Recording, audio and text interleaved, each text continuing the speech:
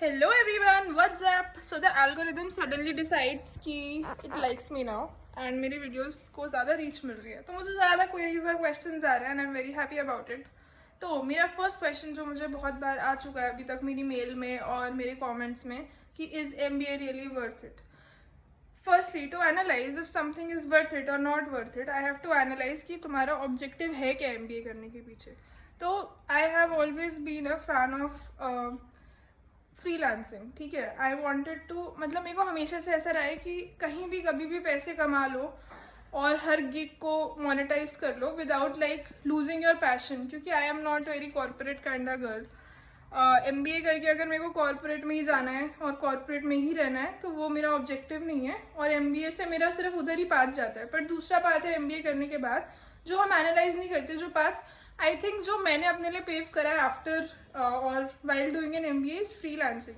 क्योंकि from the first year itself I was using IIM Rohtak का tag name and I was going around asking for work, asking for internships. तो I was using that tag to open opportunities for me. And fun fact ये था, जब हम first year IPM में थे ना, तो इतने सारे लोगों को पता ही नहीं था IPM के बारे में. तो अगर मैं अपने ईमेल पे लिख रही हूँ ना that I am from IIM Rohtak, तो they are not एकदम analyzing that I am not an MBA student, I am a BBA student. But nevertheless I got the call.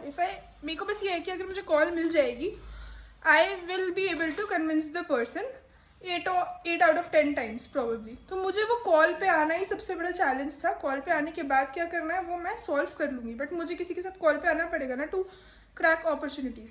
तो that was my basic thing कि मेरे को IIM का tag, मेरा objective है IIM के tag से अपने लिए अपॉर्चुनिटीज़ ओपन करना. ठीक है, अगर फॉर यू MBA के टैग का ये मतलब है कि बहुत अच्छी पैकेज मिलेगा और सैलरी मिलेगी, तो आई थिंक थोड़ा सा शैलो है, काफ़ी शैलो रीज़न है.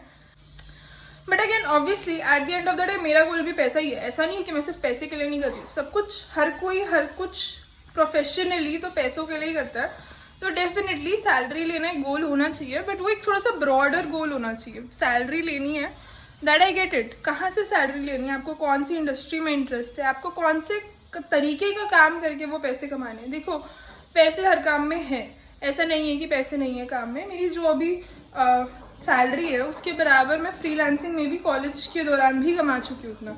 बट फ्रीलांसिंग में वही होता है कि अगर मैंने एक महीना 2 लाख रुपए कमाए तो ज़रूरी नहीं है कि मैं अगले महीने भी 2 लाख रुपए कमाऊंगी. And that is the downfall of freelancing, जो बहुत लोग बात नहीं करते. But all in all MBA was worth it for me personally, क्योंकि मुझे लगता है IIM का tag has opened a lot of doors for me and it keeps on opening new doors for me.